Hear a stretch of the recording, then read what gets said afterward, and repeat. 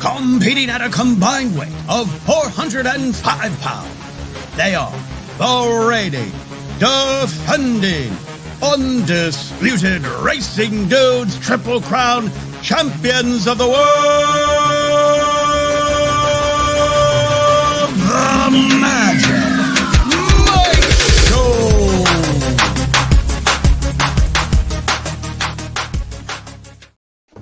What's up, everybody? I'm Magic.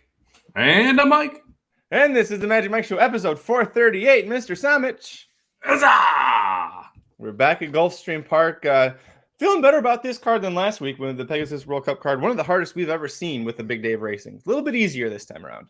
Yeah, no, that when you have monster fields with lukewarm favorites who are an outside post, it's difficult sometimes, especially if you throw the wrong dart here or there. But this one's much more interesting in my mind from a diving into a perspective. I actually usually like weekday racing more than I generally like Saturday racing or Friday and Sunday racing, because I like all different types of levels and all that action. In this card, you get a little bit more of that than we did last Saturday. The not necessarily the sequence, though. We do have 4 of the 5 are graded stakes races, but it's a different setup here. We've got all races for straight 3-year-olds in this sequence. The late pick 5 at Gulfstream on Saturday, February 4th. Kicks off with an allowance optional claimer that could definitely produce 1 or 2 Kentucky Derby Trail contenders. And then we got 4 straight stakes, 2 of them turf, all 2 turns. So it's going to be, well, actually, I take that back. I always forget the 4 Regal is still a sprint. We got Oaks and Derby preps going. The only Derby prep that matters this weekend now. Yeah. Tough news about Aqueduct, obviously closing up there. But you want some great news? Sam Houston, baby. We're back. Tomorrow night. Yeah, it's tomorrow afternoon. That's tomorrow afternoon. So because of the ruling, they moved all their post times to 1 p.m. They actually already announced they're going to reassess the post time. So I'm hoping that means they're going to move all their post times back to 7 o'clock like they had before, which means we get some excellent night thoroughbred action. So we might have to go live for one of these Sam Houston nights if that's the case, because you know how much I love me some Sam Houston. Congrats to Nick Feldman in the chat. Just hit a pick 3 at Gulfstream. The cost $8. He paid $1 for it. Paid out $1,400. That's a pretty good return. It's a good ROI. I like the good vibes going into this show, Nick. It's good to hear that you got that. I don't know what race he's talking about that Paco got the nose over IRAP, but that doesn't happen very often. Pretty much all of them today. I think Paco had a day, man. He won the last. He won one other one. I think he might have been on the 5 actually. Yeah, he was on the 5 that won the 5th race today at 17-1. So I'm sure that was part of the pick 3 there. All right, Mike, let's get into it. We got a big show. All 3-year-old races here at Gulfstream Park, including 4 stakes, to be a lot of fun. Riders up!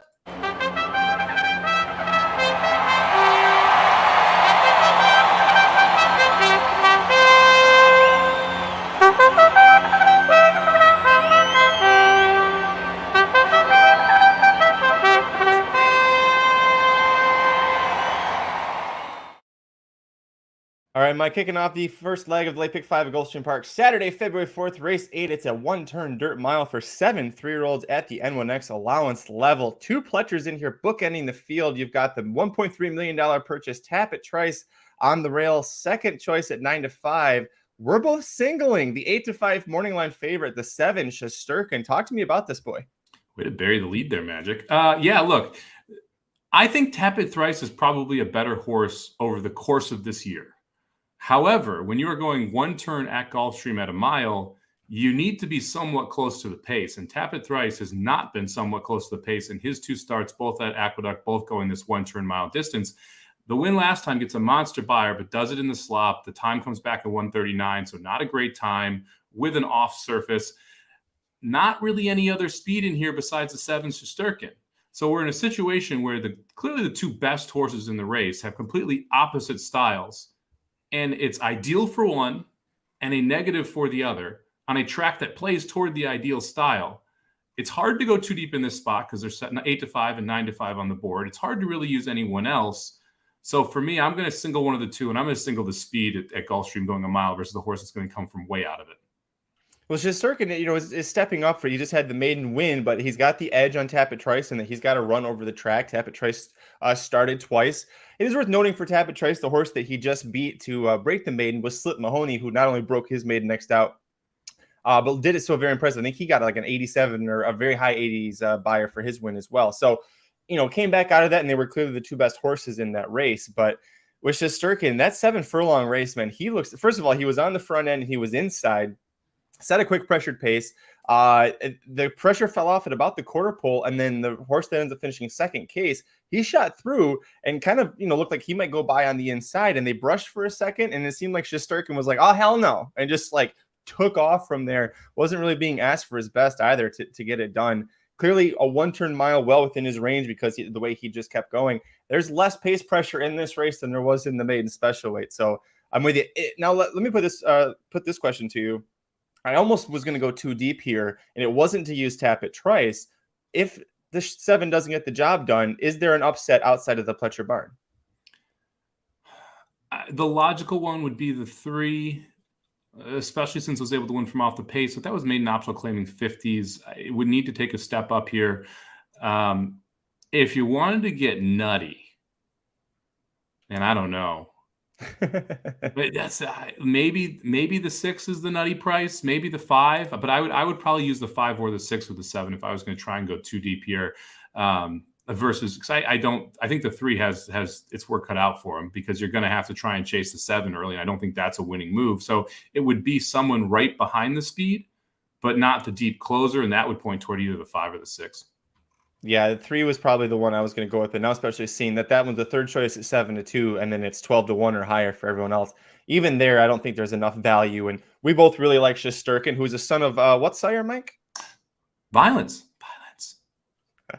That's great. Yeah, we're both on Shesterkin here. If you want a full in-depth preview about how to bet this race, it just premiered earlier this afternoon over your YouTube channel, youtube.com/racingdudes. Vinny Blonde from Real Dynasty Picks hopped on and gave his thoughts on this race as well. And he likes the 6 underneath. I'll tell you that one. If you're looking for a price play, that was where he was going to end up going. Let's move on, Mike's second leg now, the late pick 5 at Gulfstream Park, Saturday, February 4th, race 9, the Grade 3 Kittens Joy Stakes for 8 3-year-olds, all colts, going a mile and the 16th on the turf. 4 of the top 5 finishers from the local prep for this race, the Dania Beach, they're back here. Where are you going on top? I went with the winner of the Dania Beach. I went with Candidate, the one on top, who has a great shot of taking this field gate to wire. The only real pace pressure would come from the 6, Dude in Colorado. However, Dude in Colorado is coming off a synthetic race and probably a step slower and drew to the outside, which I think is the key here for who's going to get the lead into that first turn.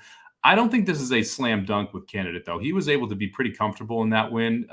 So I am guessing he's facing a little more pressure here. So I'm going to spread a little bit in this spot, but I do have the one on top. What about yourself? I did use him here, and it's one of those things. It's like we poo-pooed his chances in the Dania Beach because we're like, look, there's so much other speed in here.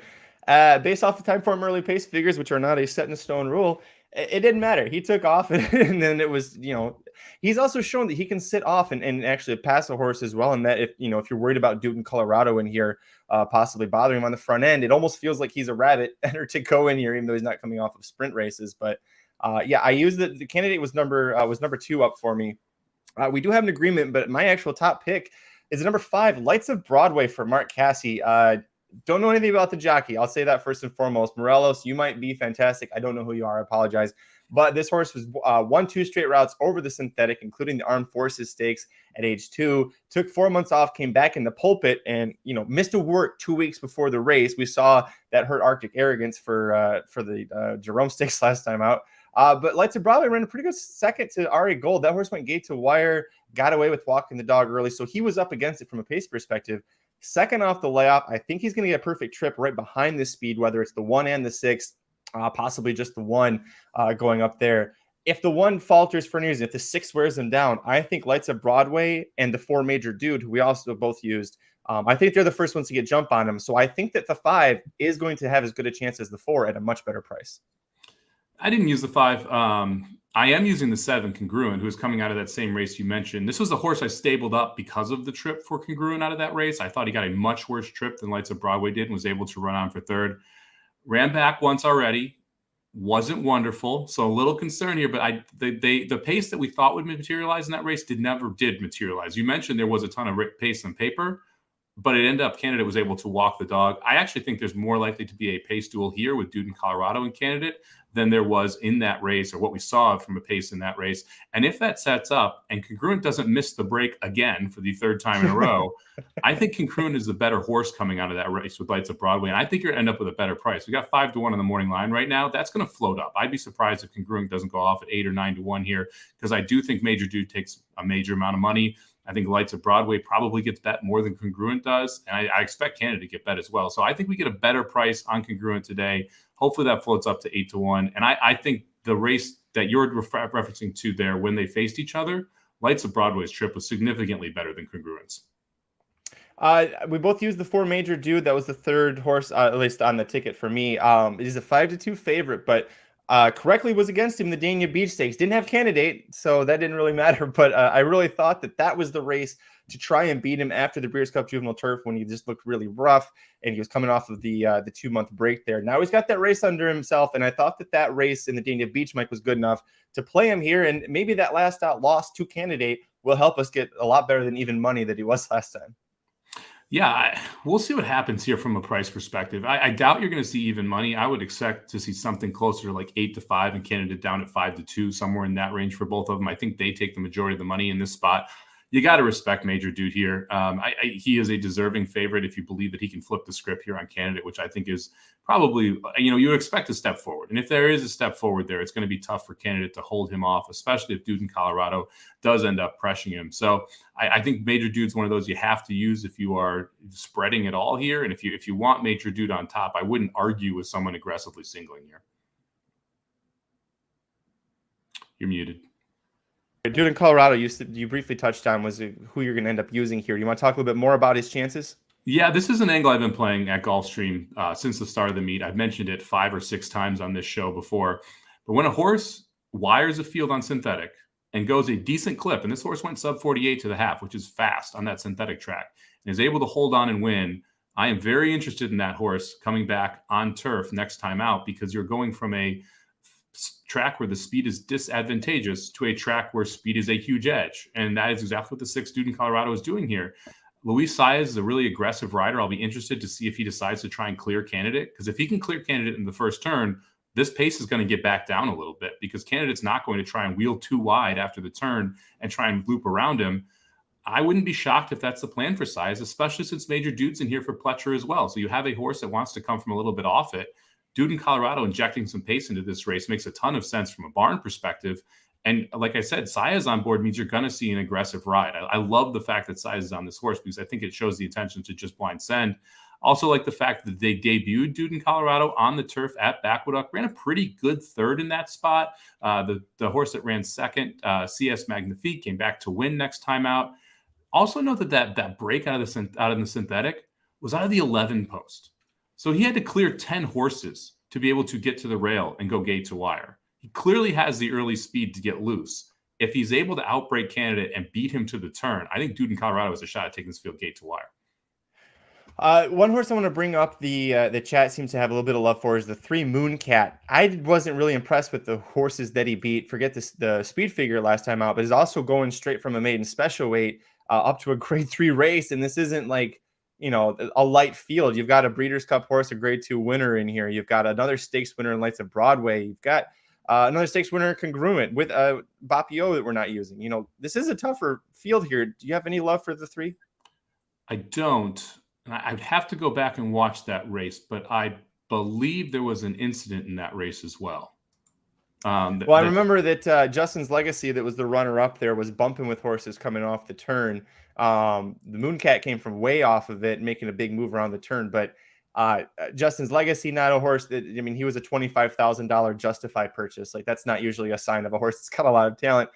Did take a lot of money. I think he was 3rd choice in the race. But then Mutaweed, that was 3rd. That was a Pletcher horse that was just terrible on dirt. And they feel like, well, maybe turf will be a little bit better for him. So for me, I just wasn't impressed with who he faced, along with the fact that he's stepping up. And Chris Davis, 0 for 17 with his last, when a horse wins, going next out. And now you're trying to put him in a tough grade 3. I just don't like it. Yeah, I think it's going to be a tough spot for him, especially with like where he's going to have to be coming from. You have to expect that he's better than Congruent and Major Dude to be able to win. And I think that's a tall task to ask. Suzak, the 2 horse, I think is a little bit interesting. We should at least reference this one. It's second off the layoff for Grand Motion, second time North America. So you'd expect some improvement. Also came out of that Dania Beach that you mentioned. Had a rough start, didn't really have an easy trip. Rosario kind of Rosario'd all over him. Unfortunately, Rosario's back on board again today, which is, to me, it's tough to play Rosario horses right now. I'm going to do it a couple times in the sequence, but you really feel like you need to see you need Rosario to have one of those days to really start getting behind his horses again. Yeah, this was in the Dania Beach, a horse that you liked and I passed on. And I was worried about how he would be first time North America for Grand Motion. And yeah, it was a pretty worrisome ride all around. You'd expect some improvement, but I will let him beat me. His time form ratings overseas weren't too bad either. It would make him kind of fit, if he takes a step forward here. So see what kind of a trip he ends up working out. Let's move on, Mike. The third leg of the Late Pick 5 at Gulfstream Park on Saturday, February 4th. We've got the Grade 3 Forward Gal Stakes as a Kentucky Oaks prep race. We're 20 points to the winner. They're going 7 furlongs, 1 turn on the dirt, so they'll stretch out as they get a little bit farther down the trail here in Florida. But I got a question for you, Jockey Luis Saez. He's won this the last 2 years for 2 different trainers, Pletcher and Cox. He's here for Rusty Arnold on the 8, red carpet ready. Is that where you went on top? No, it's not, but I did use the horse, so that's at least nice. I went with the 6 Lynx on top here. This is a horse that was actually favored over atomically 2 back at Gulfstream Park going a mile and 16th. I'm concerned that Lynx, she's just not a 2-turn horse. And so that's why I think that there's kind of an advantage here to cutting back to this 1-turn distance, lost to atomically going 2 turns. And Joel is due. He's due for a great ride, and this is where we're going to get it. Yeah, I mean, I hope it is. Look, the first effort, the cash run, I thought was actually pretty good. First time not facing a restricted field. Ran fairly well behind Infinite Diamond and Padma, who we'll talk about a little bit later here. Now we're getting second out for Carlos David, 21% on that angle. I like the cut back to the 7 furlongs. I would argue probably the best race of this horse career really came at 7 furlongs, winning a $200,000 stakes, 3 back. A little concerned of all those restricted stakes, and now we're jumping all the way up to a grade 3. But Carlos David can get numbers home, specifically at Gulfstream. I think the race sets up well for Lynx. I'm going to hope that the second off the layoff, cutting back a little bit here is what Lynx wants to do. He can get it done, but in graded stakes, he's 0 for 5. Carlos David. He's great with the Florida bred. I went against both of the Florida bred stakes winners in this spot. So it would make sense that if you used atomically, you'd use Lynx or vice versa. I didn't use either one of those because I'm not a fan of how they were looking against Open Company. With Lynx, she had that effort last out in the cash run, and what was her excuse there? She won 3 straight to start her career. Was she just rusty, or was it the fact that she wasn't facing just straight Florida sired horses? So for me, I'm going to pass on both of them.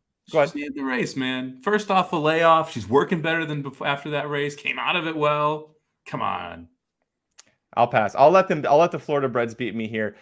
We went completely different directions this race. So I'm going to use the number 7 undervalued asset, the Chad Brown maiden debut winner, stepping up here after a 6 furlong win at Aqueduct back in November. And yeah, you could sit here and go, it's Chad Brown. He's taking the maiden debut winner straight to a graded stakes on dirt for its second start. I ran the stats. Chad Brown's actually a 24% winner doing that. He's 5 for his last 21. What's his ROI in those races? Well, you don't have to hang on. Now I've got to do this. Let me get through my point, and then when you talk, I'll go ahead and figure out the math on Dyarak. But I watched the replay. She looked fantastic. Pressed a quick opening pace, kind of like what we saw with Shesterkin do. Came home fast, was eased up late, really not asked for a lot. There was a moment about halfway home in the stretch where I know she started getting a little green. The moment Irad corrected him was like, no, don't do that. Bad. And she responded, and that's when she really seemed to take off. Dam was unraced. She's the first full out, but she didn't have any siblings to look at. But the Graham Dam was a 4-time winner. 3 of those were at 9 furlongs. 3 of those 4 wins were at 9 furlongs. So distance should be no issue for her, stretching out from 6 furlongs as well. All right, I'll figure out the ROI. You tell me why you didn't use undervalued asset. Well, because it's an overvalued asset. That's why. I mean, Chad Brown on the dirt, stepping up against winners for the first time. I mean, we talk about these horses that when you see it specifically in New York, you see it all the time. They're one of the best horses to fade long-term. Undervalued asset's going to get hammered with a capital H in this race. I mean, you're going to see like 6-5, 7-5, somewhere in that range for a horse that has not faced this type of speed. Note that she went 23.48. And I realize it was Aqueduct, the track's slower. I get that. But went 23.48. She's going to face big girl speed today. And so we're going to see how she's able to respond to that when she faces better horses, more speed up front, in a bigger field. Just too many question marks for me to take a horse that's going to go off at sub 2-1 that I think should probably be 5-1 or so in this spot if you're looking for realistic odds. $1.26 ROI, by the way, you asked. Winning 25% of the time, and you lose 75 cents on every $2 bet. That seems like a great play. It really is an overvalued asset overall, though. You know what? Is the way this one ran, the way that her breeding is set up, is what made me like her. But there are a lot of question marks. 7-2, I think, is a good price. She was 3-5, just a tiny tick under 4-5 on debut there. But I read keeping them out. All things that I like about her. But Chad Brown a little cold right now at Gulfstream Park, just 3 for 21. Lots of second places. Maybe we just get Chad Brown. He just needs a little bit of racing luck. Where are you going for your next pick here? Chad Brown living a rough life, man. I got to say, the turf course probably not playing to his horses right now, to give him some benefit of the doubt here. Because there's not many Chad Browns. You're like, oh, he tries to wire the field all the time. He tries to train him to kick in the last quarter of a mile. And that is not what you want to be doing on the turf course, where he usually does more of his damage. I would have went with Atomically in second, because I think I could make an argument Atomically is the best horse. The 3 and the 6 to me are the two must uses here. I thought that she ran very well. Shadi, I'm going to need you to do me a favor. When the 3 or the 6 wins this race, can you make a picture? You draw one of a horse beating up Magic that says Florida bred, because he said he'd let the horse beat him. I would appreciate that if this happens. Look, the race. Where are you going with it? That's a good one. That's a good one. You know, what can I say? Look, we all liked her in the Breeders' Cup Juvenile Filly. And now you're not going to like her here in a much weaker race at a distance she probably likes a little bit more. Gervin had a very good freshman season. The races that you're talking about, they were all restricted. We're all with Jose Pinch as the trainer. Now Todd Pletcher is the trainer. Jose Ortiz picks up the mount. I'm surprised you're not using this horse. Jose picked it up because Luis Saez said, peace out. I'm going to go ride for Rusty Arnold, who's ice cold like Joel Rosario right now. Yeah, that's... Well, although, to be fair, Saez jumped off the Pegasus World Cup winner last week. How'd that work out for him? Like, he's not well, because he's a lot less rich than he could have been. Yeah, he's just crying into his $160,000. My big argument against Atomically, last month with Major Dude in the Dania Beach, we were like, this is the spot to beat him. It's going to be first time off a layoff, first time at 3, facing some horses that are more in form at this moment. I'm not saying she's not going to be the best one to come out of this. She could be a great pick for the Kentucky Oaks Trail moving forward, but I didn't really think there was much of an issue in the Breeders' Cup Juvenile Fillies, other than she looked tired and gassed about halfway through. She didn't need the lead to win her two-turn debut. Why was that so tough? She sat off of it early and was able to capitalize halfway through the race. I just don't think it sets up for her off the layoff. And Jose Ortiz is a fine jockey, but he can't be Pletcher's first or second choice. You just look statistically how that's gone for him. It's funny you say that, because Pletcher off the layoff is 24%, just like Chad Brown is with Dirt Starters. You know what his ROI is, though? $2.26. You used like 2 of the things that I said. There were a lot of caveats in what I had said there. Now you're gonna be a jackass. Now I'm gonna go ahead and figure out the math for it. So hold on. Dirt, boom. The math for what? $1.12 ROI, 5 for 29. He's worse than Chad Brown. Thank you very much. And what? At debut winners going to a graded stakes on dirt for their second career start. Which is not what Atomically's doing. So that's not any. You're the one that compared them.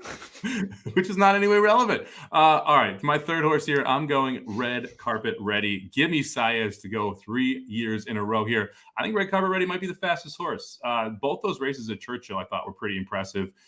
It wins both of those starts, goes gate to wire in the first, faces pace pressure in the second, able to sit right off it, stalk and draw clear. I thought both of those were solid efforts. I don't see any issue with 7 furlongs. Oscar Performance is better going a mile than sprinting. I would be more concerned about the dirt with Oscar Performance, except, hey, we're already 2 for 2 over the dirt. So at this point, I'm going to give credit to the dirt's success here versus the breeding concern.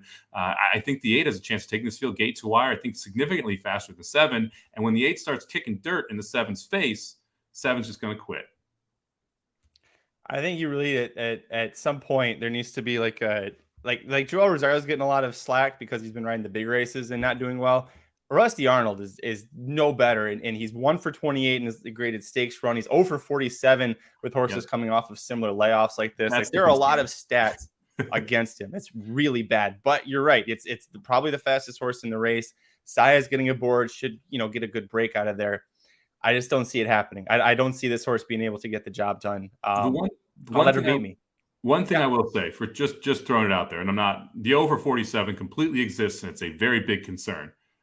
However, when horses win their debut, I am less concerned about horses first off the bench for that same trainer, because it shows that horse was essentially the longest longest layoff you'll ever have is until you run your first race, generally in horse racing. And this horse was able to win that first time out. So I kind of reduced the first out trainer stats when I see a horse that's won off the bench. I am concerned that Rusty Arnold's not been wonderful in this spot, though. I'll go through mine too. Next up for me, the number 2, Twice Is Sweet at 10-1. I was a little surprised by that. She's never been higher than 5-1 in her life, but has never gone beyond 6 furlongs. But she is a Candy Ride filly out of a Tappet mare, stretching to 7. Really shouldn't be much of an issue here. She's been in the money 4 of her 5 starts, and last time out she was 4th, but she was a pair of noses away from finishing 2nd. Dazzling Blue won the Letelier by a strong gate to wire effort there. So this horse always shows up. She always has a good effort. She comes from off of the pace.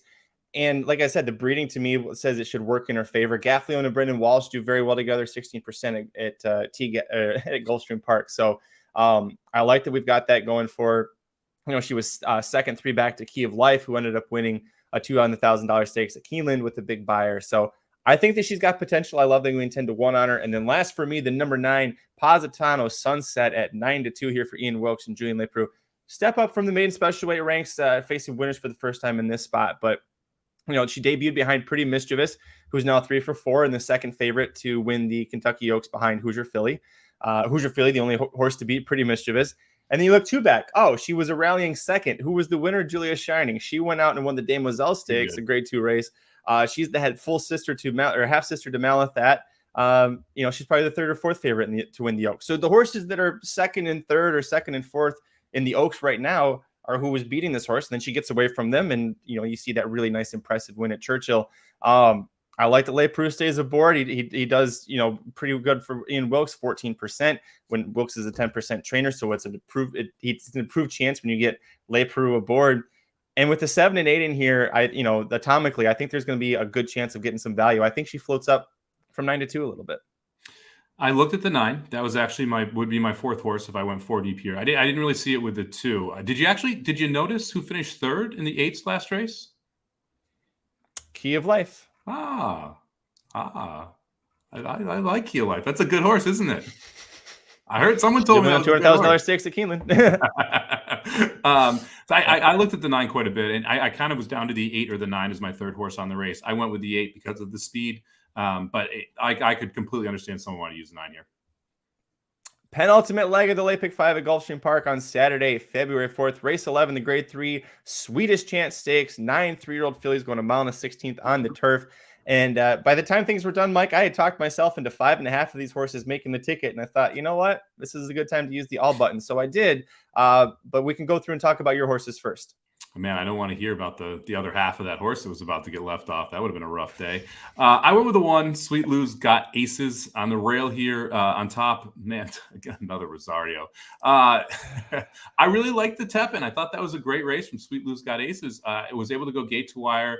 It was nice first time stretching out around 2 turns to see her be able to get the lead from the rail. I like the fact that we were on the rail last time out, so we also have some experience over this rail break.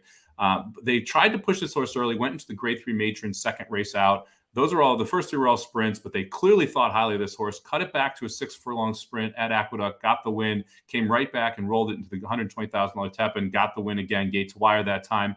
This horse has more speed than we saw last time. It just wasn't necessary. But when I go through this field, I'm not sure where the pressure is coming from. And so I think the 1 has a pretty easy trip into the first turn. And I think the 1's loose by about a length around the first turn. And if that's the case on this track with a horse that probably has more in the tank than what we saw, I think Sweet Lou's got aces could be awfully tough up front. So after Lynx runs 3rd in the Forward Gal Stakes, the second he gets off of that horse, trainer Ray Hamlin needs to be just standing there, and you grab him and you shove him into the nearest empty room, and you put the Tepin Stakes on replay, and you don't let him out until it's time to go get on Sweet Lou's got aces. You tell him, watch this race. This is what you do with this horse. You break from the rail, you go to the front, you stay in front. Don't think about anything else. Watch this on replay. Put the little Clockwork Orange eye props in his eyes just to keep him focused on that.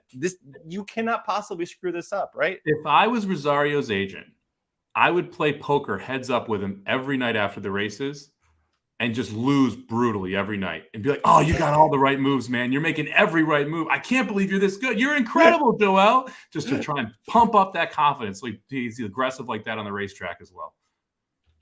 He was my top pick in here too. Where'd you go next? Man, he's not even okay. All right, I went with a 7, Cairo Concert here. Pletcher Ortiz makes a ton of sense. Probably the best horse on paper if you completely take out how the pace is going to set up here. Should sit a pretty good trip. I'm worried we're going to be 2 or 3 wide around the first turn, or possibly that trip of death where you're just chasing the speed on the outside too wide, which is not a good trip at all at Gulfstream Park. Didn't love what I saw before the Ginger Brew. This horse caused a lot of issues trying to go in the gate, kind of stumbled out of the gate. However, was still able to get the job done there. So you got to give her credit for that. If she needs to take a step forward to win. And to me, that's the biggest concern I have here. Her Natalma was good, ends up running second there, came back in the Breeders' Cup Juvenile Filly Turf there, got a 4th place, but needs to improve off of all of these races to be able to run down the one horse in here, and Sweet Lou's Got Aces. So one of those horses where, like, if I'm pressing here, I'm only playing the 1. I'm trying to get through that. If I'm going to spread a little bit more on a 50-cent ticket, I already have a single in Shesterkin. I can do that now. I'm going to go 3 deep here, but I feel like you got to include Cairo Consort on this ticket. Yep, used her as well. Originally, when I was 5 deep, I used her. That win off the layoff, we both really liked her in that spot, and we said just be ready for it. She got it done. She had to work hard for it, but I think with the rust knocked off. Remember, they paid $875,000 for her after the Breeders' Cup. Like, they really think very highly of this horse and her chances. Pletcher is as effusive with praise as Pletcher ever can be. He's been pretty confident or pretty happy with how she's been training moving forward. So that's a good sign. You said you went 3 deep. Who's the third one up for you? I went with a 3 horse, Malimu, 15-1 here. First off, the name is incredible, so we'll definitely give it credit there. Secondly, this horse showed less than no speed last time out, which is in the Wait a While. First time in North America over the Gulfstream Park turf course. Broke 11th of 11. Just didn't even really want to start, and then came flying around the turn into the lane. Was 7th at the top of the lane. Ends up finishing 2nd. The horse clearly has kick. There's not a ton of pace to chase in here, but if you look at the workouts since that, you can see a couple of them where he's trying to get more speed into this horse. I think Jack Sisterson's going to try and get Malimu a little bit closer to the pace. And the 3 post here is a great post for this horse because you're going to save ground in the first turn no matter how you break here. So I think Malimu shows a little bit more speed. It's a little bit, I'm not saying like on the lead here. I'm saying like 6th or 7th instead of dead last. And if that's the case and Sweet Lou's Got Aces comes back at all, Malimu is going to try and make a big run here. I love the 15-1 or 10-1 price. You teased me a little bit when we previewed that race because I liked Malimu in the spot, and she looked fantastic, especially with that terrible break. Was able to keep rushing. Now 2nd off the layoff, 2nd time North America. You're right. Just don't let her be so far behind this time. Don't get stuck so far back. Don't hesitate out of the gate. Be a little more forwardly placed, and you've got a good chance to improve. A couple other horses to talk about. I did like the 5 Alpha Bella for Todd Pletcher, coming off a maiden special weight win, but it was first time on turf. It was a career best buyer. Saez was aboard that day. Saez stays aboard. It is a tough step up here.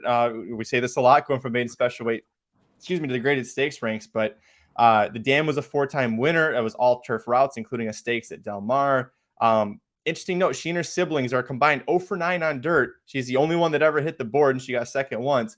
They're 10 for 52 on turf. 9 of those 10 were routes. So I think that she is bred, being by Justified. I think she's bred to handle routing on turf. It just might be at this point a little bit too much for you do have some tough horses in Cairo Consort, Sweet Lou's Got Aces, stakes winners that we've already talked about. What about the 8? I saw some love in here from Nick Feldman, actually his top pick here, the 8. Heavenly Sunday was another one I wanted to make sure I used too. Tyler Gaffalione, 5 for his last 19, riding for Brad Cox. You think he'll have her ready off the break, and she's 2 for 2, both by open lengths and turf routes. A big class jump up from the horseshoe for her debut to Keeneland, where she ran away 23-3 in the final quarter in that race at Keeneland. So I think she's got a lot of power and a lot of ability here. What did you not like about the 8? Just the step up. To me, that was the biggest concern with the 8, although it should get a pretty good trip here. Again, it wants the same trip as Cairo Consort, so it'll be interesting to see how they jockey for position here into the first turn. But to me, it's the step up in class. However, if the 8 wins, I wouldn't be shocked. I don't like the 5, and this is a because I play Gulfstream every day reason. The horse that ran second, Sri Lanka, was like 46-1 that day, a monster number. Came back this weekend, was awful. The horse that ran third came back, did not run well at all in that race. So because of what's happened behind her and the prices they were in that spot, I'm not as interested in Alpha Bella. The 8 Heavenly Sunday, I think, is a horse that I wouldn't knock for making a ticket. I thought the 6 Belsara was a little bit interesting for Michael Trombetta. He was the winner on the trainer on that 17-1 Paco winner today. Got another big price here, 15-1. They paid $205,000 for a Clint horse. What the? I couldn't even tell you what country he's standing in anymore. I mean, how many drunk people at that auction would have to be like hammered to actually get the bid up to $205,000? What do you think the second highest son or daughter of his has ever sold for? $850 in a 6-pack of PBR. Right? Like, it's like wild that they paid $250 for this horse. And the debut, not wonderful at Saratoga. The second race, again, not wonderful at Saratoga. But then the synthetic kind of woke the horse up a little bit. Thought actually ran pretty well up the Tepin, even though if you look at that race, there was a ton of trouble. Comes back and wins over the synthetic again. Clearly, this horse is better on turf with synthetic, and you can make enough excuses in the Tepin when we were 47-1 that the horse probably shouldn't have finished fourth. Now, is that enough for the horse to win? Yeah, but if the 6 is one that I would include on underneath tickets if you're playing trifectas or superfectas, and you obviously hit the all button, so you're using it here. But if you spread here like crazy, the 6 I think is one you got to at least consider for your ticket. The 6 is the half horse that made me go, all right, I just got to hit the all button here, because I think if the Tepin you don't have such a tough trip there, who knows what this horse could have done. Wasn't bet to do anything, but backed up the Turfway Park Sprint with that nice win going 2 turns. Klimt is a 5% turf route sire, and he is currently standing in Turkey, supposedly. So, like I said, I couldn't even tell you where he's at, but $400 US. What is that in Turkish doubloons? What do they use over there? I don't know. Figure that out. Someone in the chat figure it out for us. Pirate doubloons. Oh, all right. Well, if somebody in the chat figure out what do they use in Turkey. We'll move on. 5th and final leg of the Late Pick 5 at Gulfstream Park on Saturday, February 4th. Race 12, the one we've been all waiting for, the Grade 3 Holy Bull Stakes for 8 3-year-old males going to mount a 16th on the dirt. 20 Kentucky Derby points to the winner, which you can't say about the other Derby preparation running this week. Where are you going on top? Well, I know what they use in Turkey. Stuffing. Huzzah! Oh, man, I had to. We've talked so much about there you go. See, Dennis is right with me. We talked so much about not using Dale Romans horses when they are wildly overbet. Well, guess what? We get to close the sequence using a Dale Romans horse that's wildly overbet. Wait, no, we're not using it. I'm chucking out Cyclone Mischief here. Want no interest in that horse. He may very well win by a pole, but at the price you're going to get in this race, I'll pass. I went to the 8. Rocket Can as my top pick. I thought the race last time out was solid. Took a nice step forward in that spot. Little concerned that Rocket Can didn't get by Confidence Game, and Confidence Game made me a little less confident after that last race down there in Lecomte, running a third that was not wonderful considering who he beat and how far back he was of the top 2. But I do think Rocket Can has a good shot here. Bill Mott been firing on all cylinders the last couple months, so you got to give him credit when he puts a horse in here. Spoiler alert, we'll talk about the other one. But I put the 8 Rocket Can on top. What about you? Same. Yeah, I went Rocket Can on top as well. And it's not because we have him in the Racing Dudes Triple Crown Fantasy League. I'm usually actually hesitant to take those horses most of the time unless his name is Epicenter. But you nailed all the right points. Mott and Alvarado, the Pegasus World Cup, jockey trainer combo. The fact that Confidence Game went gate to wire in that win that you talked about in Rocket Can's last start, Rocket Can had to actually chase him down. Like, he was 3 lengths behind in third, and then maybe he just, Saya's, I'm not knocking, maybe he just moved a touch too early to try and get closer to Confidence Game, and Confidence Game had been able to get away with some easy breather down the backstretch. So wasn't able to get by him, but definitely didn't give up once Confidence Game kind of dug in. Confidence Game was a well-beaten third, but he was third in the Lecomte Stakes to Winston Coffey, who is still in Aaron Halchman's top 4 or 5 for the Kentucky Derby right now. He's right up there at the top of the division as far as the points go, so you can't knock Winston Coffey too much for that.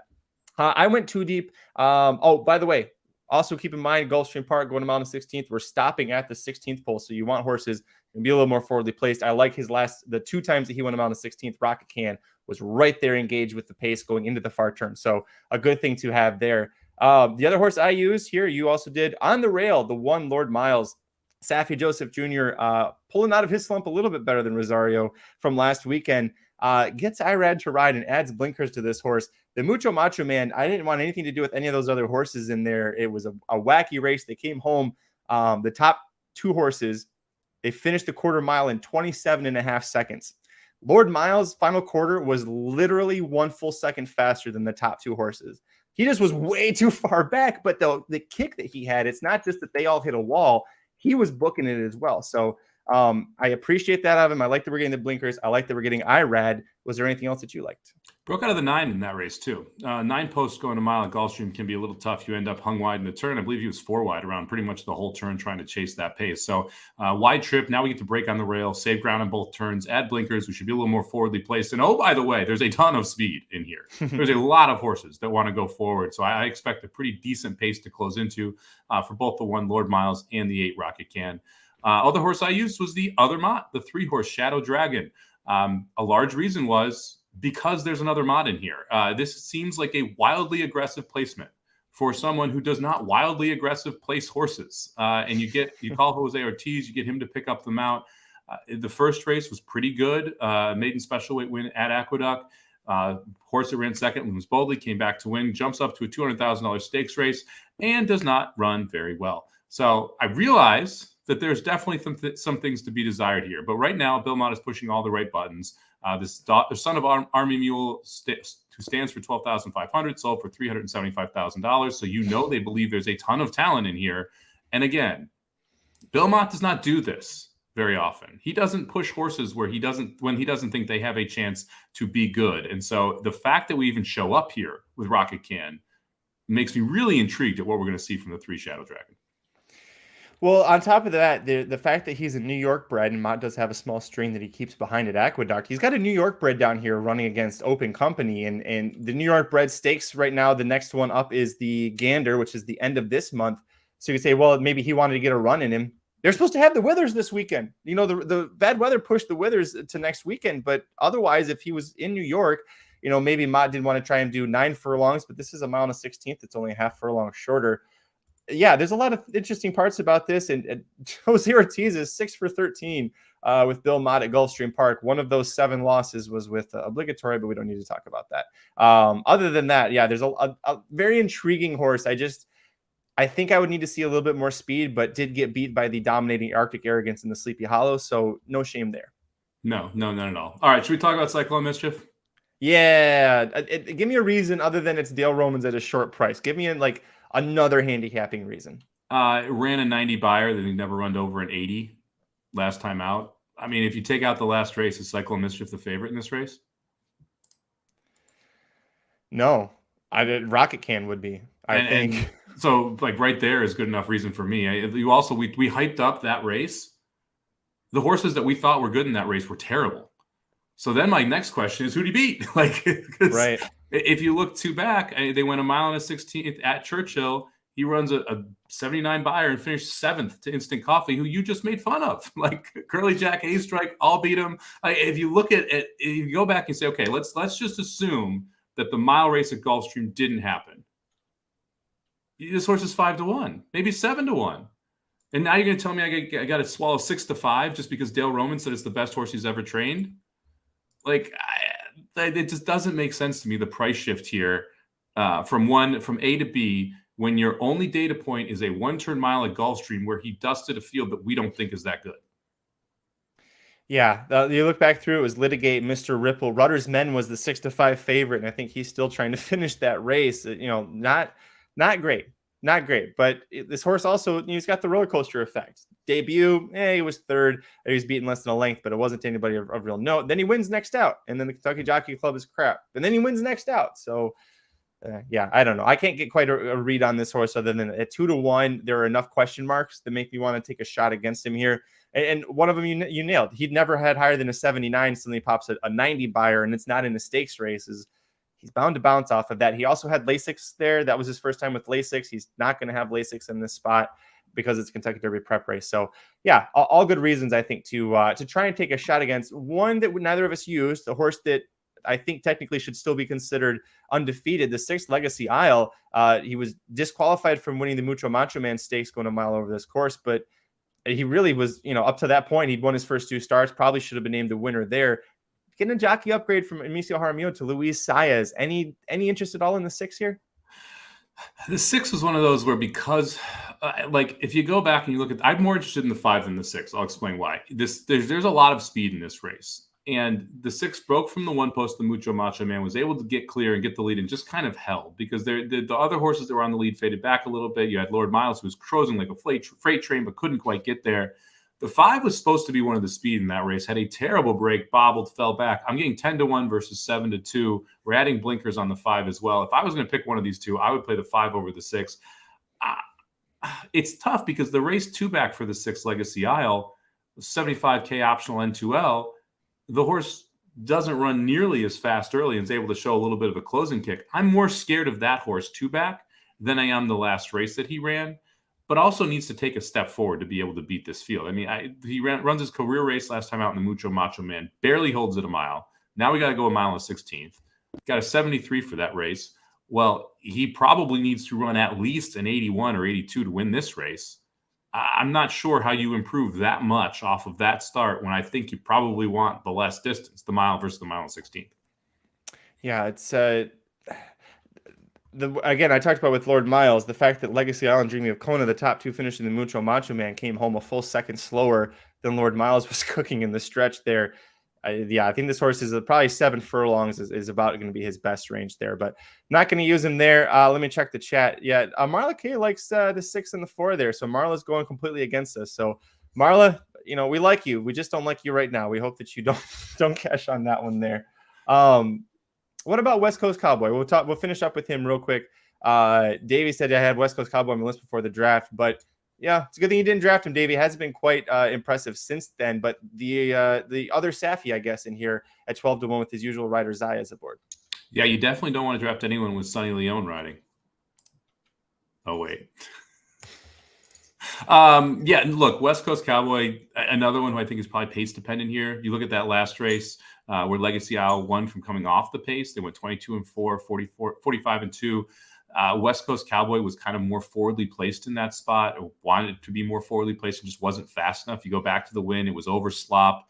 So I just a little concerned that this horse may like a little wetter track, may want to be in front, and it's going to be tough it's not going to be a wet track. It's going to be sunny down in Florida. It has been pretty much the whole meet, which has been phenomenal, but won't be able to make the lead. And I think that really is the biggest concern here. I feel like this one's just shooting a little bit too high and seeing if we can get some black type for hitting the board in a graded stakes, which is probably the peak ability here, the 2 West Coast Cowboy. Nick says the West Coast Cowboys in this race to ensure that the number 1 gets home this time. Yeah, could definitely turn out that way. All right, that's it for this episode of the Magic Mike Show. Thanks for joining Mike and I to talk about the late pick 5 at Gulfstream Park on Saturday, February 4th. Holy Bull Stakes Day. Aaron Halchman did a full preview for the Holy Bull. It's available at youtube.com/racingdudes. Again, the Aqueduct had to cancel surprisingly before Thursday morning's card even got going. Friday and Saturday both canceled. They're going to move the Withers and the other stakes races to next Saturday, February 11th. So we'll have to wait one more week for Arctic Arrogance. Hopefully Linda Rice doesn't let him get too fat. She says that if he just sits there and doesn't do anything, he gets fat. So no fat AA batteries is what we need for this one. We'll go through and give our... What's that? I knew there was a reason I liked Arctic Arrogance. He gets fat easily? He just likes to sit there. Let him do his thing. We'll give our tickets one last time. I'll start off. I'm going to single the 7, then go 1-4-5 with 2-7-9, hitting the all button for all 9 in the Phillies turf race, and then 1-8 to close it out for $81. What's your ticket? I'm going to play a $54 ticket. I'm going to go 7 with 1-4-6-7 with 3-6-8 with 1-3-7 with 1-3-8. $54 for 50 cents.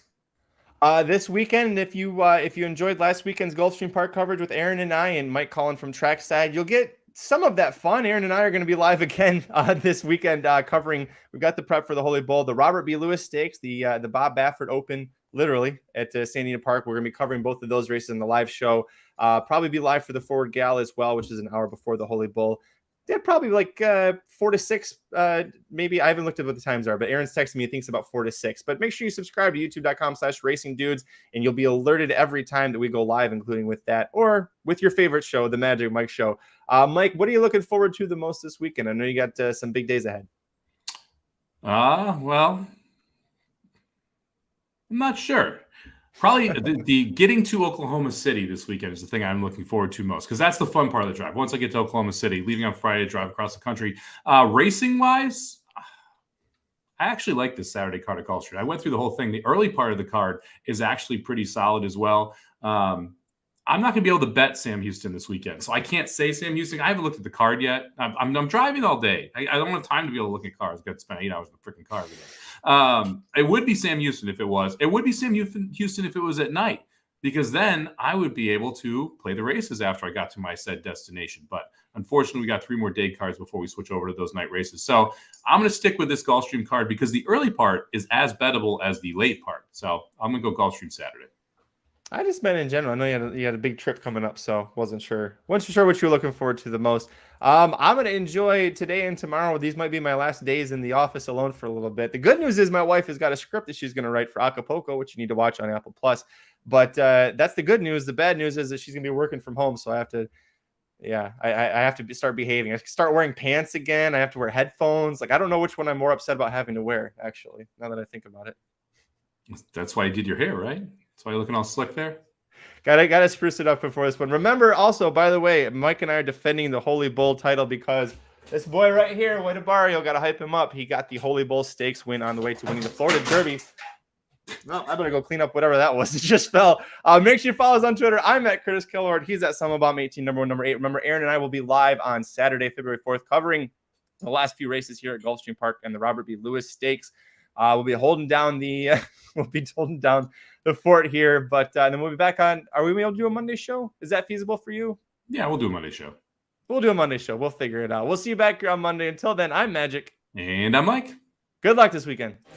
The Magic Mike Show, where you hear the experts speak. The Magic Mike Show. Tune into the show every week. The Magic Mike Show. You can trust the show is the bomb because it's being brought to you by RacingDudes.com.